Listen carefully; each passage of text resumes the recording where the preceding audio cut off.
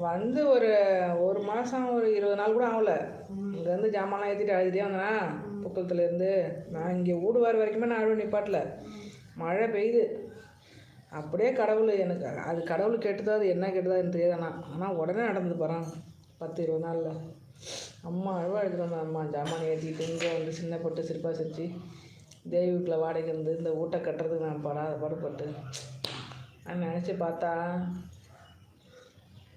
பார்த்தா வேதனை. என்ன ஆட்டம் ஆனதுமா இந்த கத்தியை இந்த கத்தியை ஆம்பளை மாதிரி பின்னாடி சொரிப்பா விறகு வெட்ட போவோம்.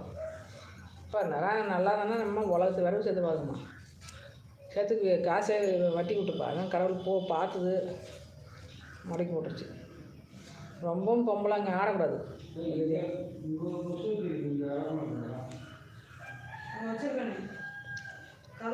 ஆம்பளை இருந்தாலும் பொம்பளை இருந்தாலும் அடக்கி வாசிக்கணும். ரொம்ப ஆட்டம் ஆடினா கடவுளாக பார்த்து அடக்கி போட்டுருவோம்.